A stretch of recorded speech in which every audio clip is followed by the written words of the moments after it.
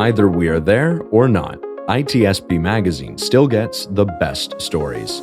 There are plenty of conferences and all sorts of events that spark our curiosity and allow us to start conversations with some of the world's brightest minds. In person or virtually, we sit down with them at the intersection of technology, cybersecurity, and society. Together, we discover what the synergy of these three elements means for the future of humanity. Knowledge is power, now more than ever.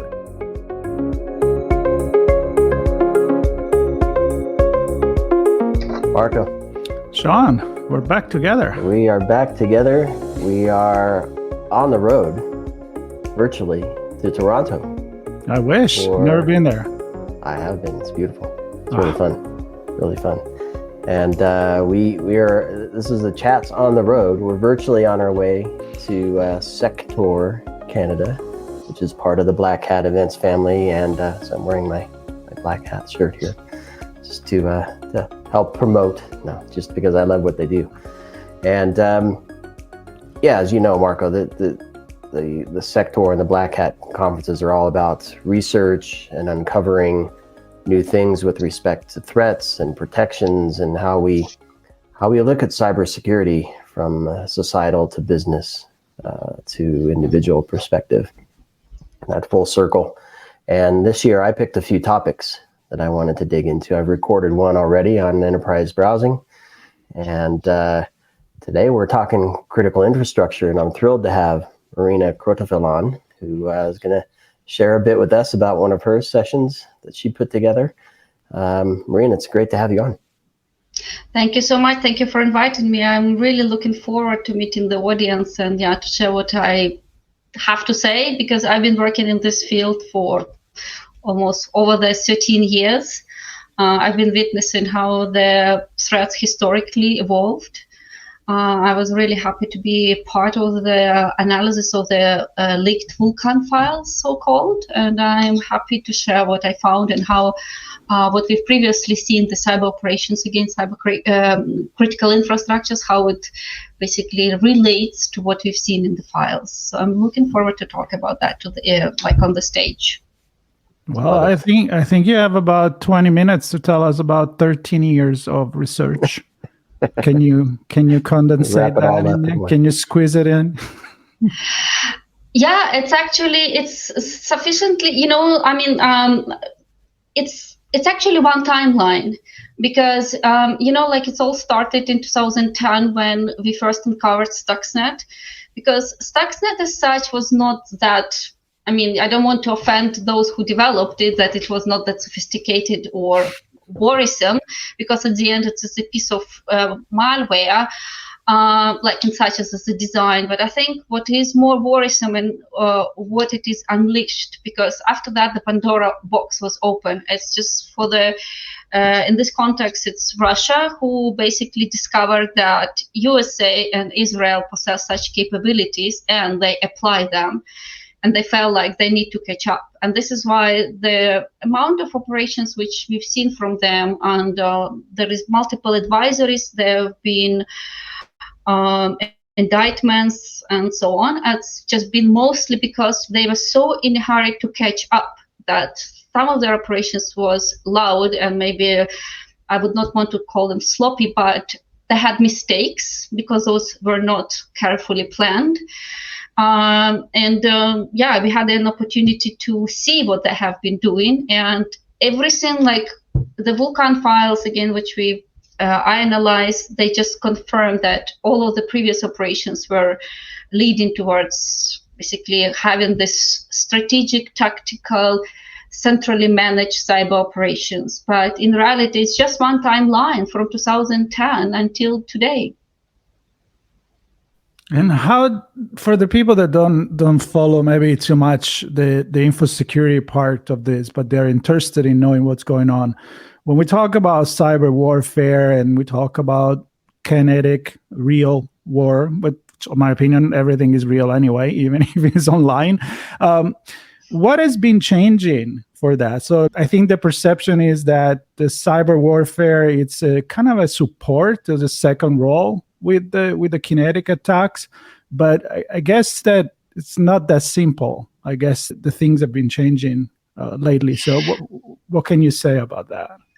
Yeah, that's a very good question, because so Stuxnet was a cyber physical weapon. Yeah, it was a cyber weapon which targeted physical infrastructure, this centrifuging uranium. And throughout these years, until the war in Ukraine, it has been a strong belief that cyber weapons can become strategic and tactical weapons, which could be equal to the kinetic weapons when, for example, destroying critical infrastructures like electricity, water supply, manufacturing, production, and so on.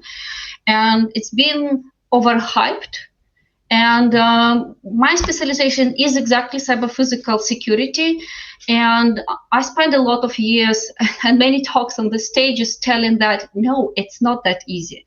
I was just not believed. Nobody believed me, because I've tried it. I've developed such exploits. I've designed such attacks on real infrastructures. I've been saying, hey, look, there is so much work in there. There is so many unknown. There is so many edge situations. It's just not reliable enough. And I was just not believed, because others just wanted to. I mean, it's human that you want to believe in wonders, call it like that. Yeah, we all believe that wonder exists. And during the war in Ukraine, before the war in Ukraine, it was expected that cyber will be we will see all the power plants or substations will be taken down by the cyber weapons. It didn't happen. It was kinetic. And the reason for that, I also assisted our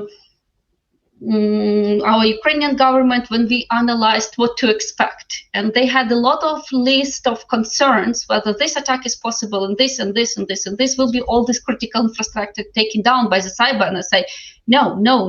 Every scenario what they had in mind or were afraid of, we had to cross out, because I say, hey, you need also on top of this, and this and this. So any basically very strong and destructive kinetic effect cannot be achieved that easily or at all by cyber. So you need to combine it with physical sabotage. But if you have to combine physical sabotage, you might just use physical sabotage.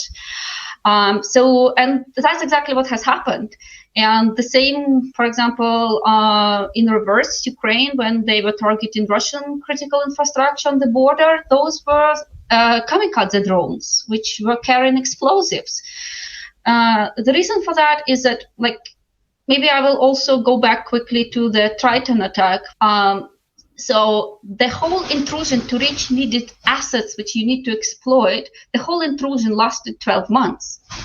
And we know that to develop the exploit, which they've been using against the safety PLCs, because the attack was targeting safety PLCs. This is the control system which prevents explosion, toxic releases, and so on. So basically protects humans in the plant. So developing the exploit also lasted more than 12 months. So it's a very, very long operation. It's expensive, it's hard, and it still failed. Why? Because cyber is too unreliable, too many unknowns. We still don't know how to use it tactically. If you take the kinetic weapons, why every country carries out extensive drills and tests when they develop new weapons? Because you need to learn it, how it works. And you need to find the way how to use it reliably.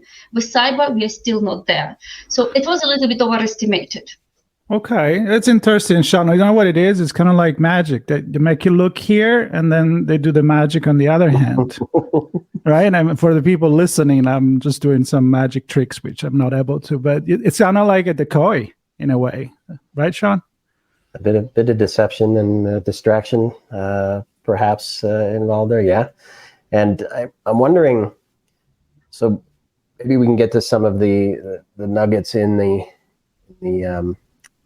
files. You talked about techniques and tactics and signals of attack and compromise and things like that. But first I want to kind of stay high level and ask you, are you able to glean kind of the mindset of the bad actor group from what's in these documents? Because kind of to your point, they're doing some analysis of what's our objective, how do we reach that objective? How does cyber play into that? What are the costs and returns on that effort? Can you glean a mindset from this group? It would be interesting. Yeah, very good question. So I think the most important fact to know about the Vulkan files is that in Russia, cyber operations are now being predominantly moved under the Ministry of Defense. It means it's truly so. Let's think about a definition of warfare. Yeah, the war is intense military conflict. Warfare is a military strategy of hybrid operations. So warfare as such is not necessarily a weapon, it's a strategy, but it is a military strategy of conducting hybrid operations, which involve politics, diplomacy, psychological operation, information warfare, cyber, and everything else. So it means it's just very strategic, tactical thinking instead of basically being a civilian thinking, which is less a little bit strategic. Military is eyes on target, cost is nothing, being effective, like collateral is less important, and so on. So cyber is now being moved officially, what we see from Vulkan files, into under the military of command. So it will become very strategic. And this is where cost becoming less and less important. So in Vulkan files, when we look at the graphical user interface, which are used to be like basically software where the commanders are planning the operation and ordering certain operations. There is so-called, they need to account of which resources you need, but it's not about the money. It's just like, I need a submarine, or I need, like access to Deutsche Bahn or Deutsche Bank. And I need 200 soldiers, like cyber warriors, but it's not about the money. So as soon as we start talking about war and military operations, or basically money is no longer matter. So the only what they will be taking into account is how much time to react they have. And this is why, so Vulkan files is not about, and I now will answer your second question. Vulkan file leak is not about leaked techniques and tactics, because those are changing daily. If you want to know about those, you need to speak about national sources around the globe, because they meet them daily. And cyber weapons, tactics, and techniques, they can become obsolete overnight. As soon as they are discovered, they are almost ineffective. So Vulkan files are about creating centralized strategy and software platform to support centralized management of cyber operations. But it's also about long-term preparations to conduct cyber operations when you need them. So that is basically, again, where the hybrid warfare comes into play, because it's long-term military thinking. So they have, for example, this Khan platform is about having strategic permanent access to the organizations of your interest, like critical infrastructure, banks, financial, transport, diplomacy, ministries, and so on. And then you have to have all the necessary information and level of persistent access with necessarily privileges to execute tactical operations whenever needed. If tomorrow the whole strategy, or let's say Russia, would like to take, I'm just taking over on Germany because I'm German citizen, so that's just kind of like, let's assume there is a conflict. And they want to say hey, I want to bring the Deutsche Bank down. It means that they want to have a level of access and knowledge about that organization that then within week, they can execute that attack. And it has to be reliable enough, because military thinks about reliability, timeliness. It has to be, puzzles has to fit together. So it means that politically they already maybe will provoke a conflict. The cyber attack will be ready. They maybe will do some diplomacy, maybe some information warfare, some disinformation, and it's all together has to come timely in the same time so that it fits into the operation. That is what the Vulkan file is about. So this is within MOD now, and I always have this, I'm sure it's a naive view, that a lot of the aggressive cyber stuff is nation state sponsored, but not nation state controlled. This sounds like there's much more internal, much more organized than, of course, it has to be. But anyway, there's that whole world. But I'm just wondering, is there any glimpse into not just the offense part of this, but the defense? How do they ensure that their operations are resilient? Does it cover any of that stuff? Yes, there have been some coverage that, so one of the modules which was in those, let's say, platforms, which among those leaked files was about training. And indeed, they were training not only to do offense, but also how to defend own infrastructure. And actually, it's interesting that on one hand, they want to defend own infrastructure. I don't know, I mean, mostly military, because a lot of those operations which are described in the leaked documents are aimed at own nation. So majority of disinformation, control of what information is being fed to the population, it's all written in those documents that this disinformation is created first and foremost for own citizens. So Russia is one of the biggest part of those operations, and probably best described in the documents are information, I mean, not even information warfare, but mostly psyops. Because, I mean, at the end, information warfare is psyops if it is strategic. So on those territories, on own territories, and those which they conquer or would like to conquer, they would like to completely cut off the internet and basically be in the middle. So if you're sending the request to Google, like, hey, I don't know, war in Israel or war in Ukraine, it will be returning results and articles what Russia want to return. And you basically will be believing in fiction. So that's what they do on the TV at the moment. They also want to do the same on the internet. They're already doing it, actually. In fact, the system is already installed and operational. So this capability is now already being used by their military units. It inspired me a couple of comments when you went into talking about the use of the media, the propaganda, which again, it's something that has always been part of war, except that maybe during the early war, it was done by dropping little piece of paper from pamphlets from the airplane and try to make people move from one side to another, giving information that they didn't have and moving the needle in one direction or another. And now we have a higher reach with the internet, of course. So my observation is that while it cannot be maybe so effective from a physical perspective, these cyber war are actually much more effective in the propaganda and creating the dialogue that you want, compared with what it used to be. So there is still a big value. That's my point. But it's not that I'm going to push a button and I'm going to stop, I don't know, an energy plant from working. That's right. And I think, it's more about, I like really the word which Sean used, like controlling, it's just so that's about controlling the masses.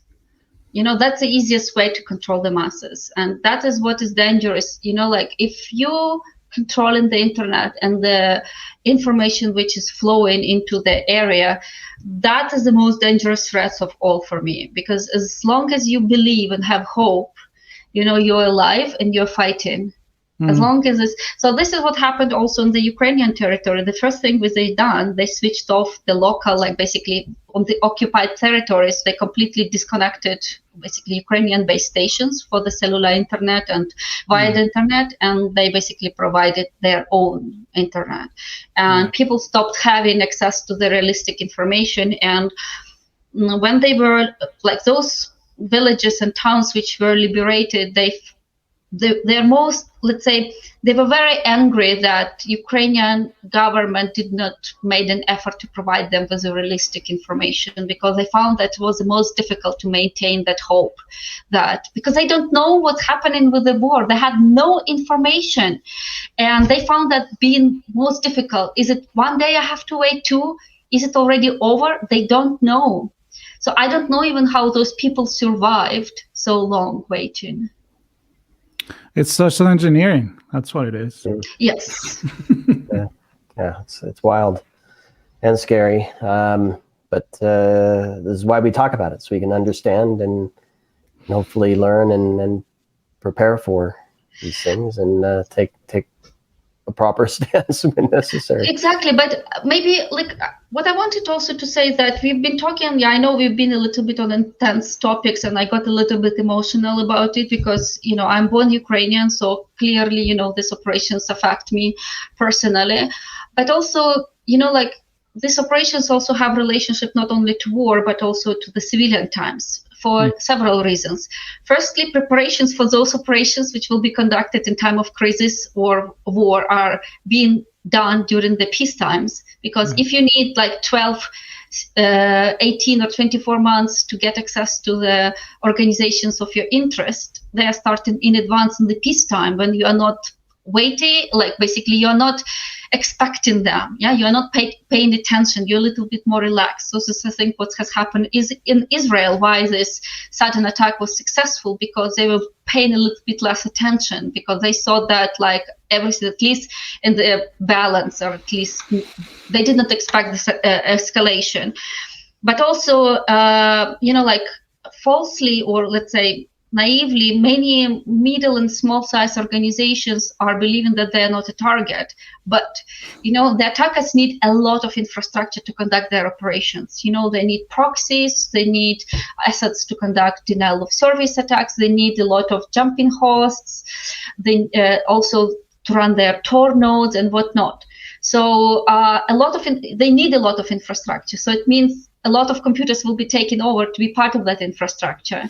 So you are a target, and the small organization, the last year protected, I'm currently on the audit in the medium-sized financial organizations, and I'm pretty shocked how poorly protected or unprotected infrastructure is. It's just like, just take me, so, and this is why governments also still need to be worried, and why it matters and important, because again, these files just tells us about, many threats are, you need to extrapolate and analyze, they're not directly in the documents, because everybody thinks like, oh, what exploits, what techniques? No, it's not about, because exploit is unimportant. Tomorrow it will be another exploit. That's nothing.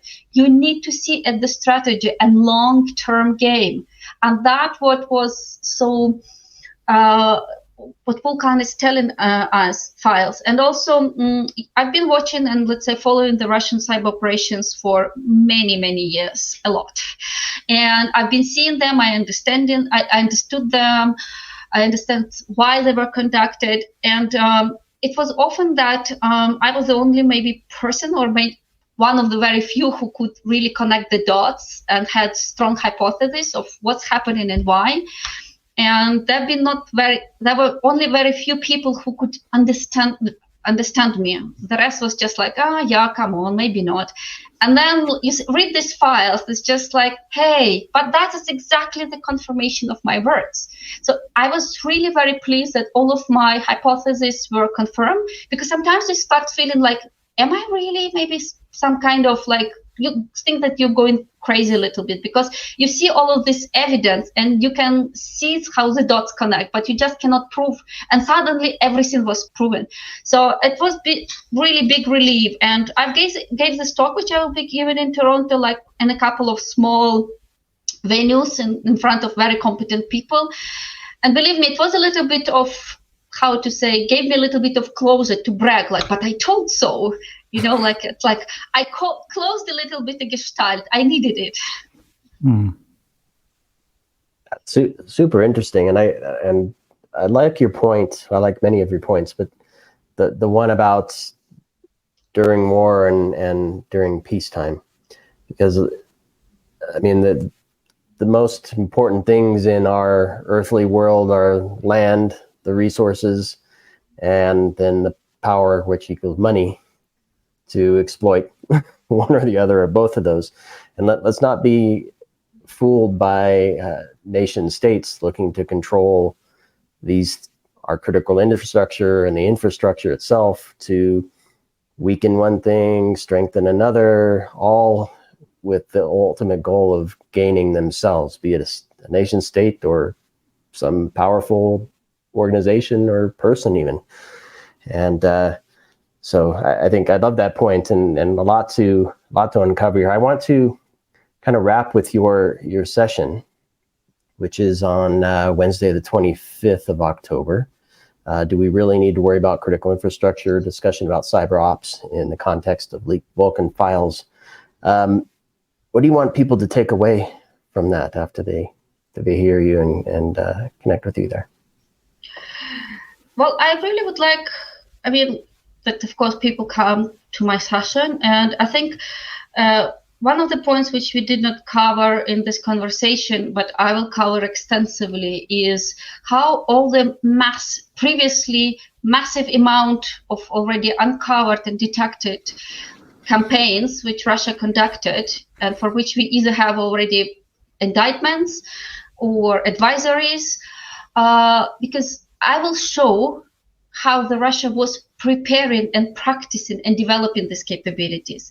One of the reasons why I'm giving this talk is because I heard a couple of analyses of the Vulkan files done by other analysts, and they were saying like Russia would like to develop capability. No, Russia is already having this capability. They've been practicing and developing them since 2010. At least this is what we see. Like we have evidence. Now they are building the platform and moving it into under the Ministry of Defense to use it more tactically, strategically. But they already practiced everything. So that attack, for example, the Triton attack, which was, I was confident that it was executed by the military, because only military would try to disrupt the system which protects civilian populations, because it's maximum damage. And I knew that it is that's coming somewhere from that, let's say, corner. And now we have evidence that it was indeed on the, let's say, the GRU wish. So it's just like, hey, can we do that? Can we test it? So I guess I would like, like as a teaser, that I will be covering all of those previous operations, and I will be showing how they relate to what we found in the Vulkan files. Wonderful. I'm glad that I've been part of this conversation, because it's not really just about cybersecurity. It's all connected. It's very much political science, societal, and I don't want to sound Machiavellian, but you win the war in time of peace, because either you prepare to the attack or you prepare to your defense. I think it's going to be a fantastic session.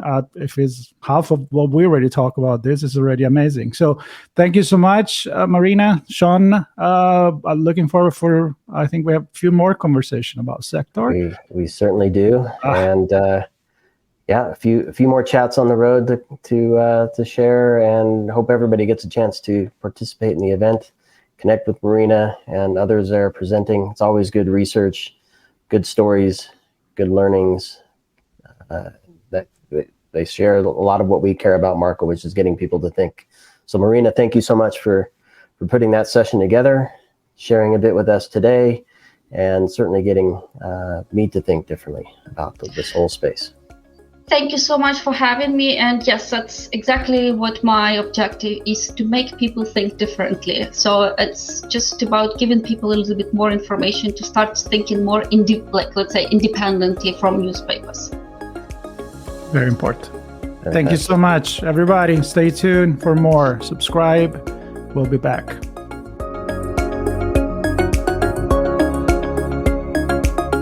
We hope you enjoyed this episode of our on-location conversation. If you learned something new and this podcast made you think, then share itsbmagazine.com with your friends, family, and colleagues. If you represent a company and wish to associate your brand with our conversations, sponsor one or more of our podcast channels. We hope you will come back for more stories and follow us on our journey. You can always find us at the intersection of technology, cybersecurity, and society.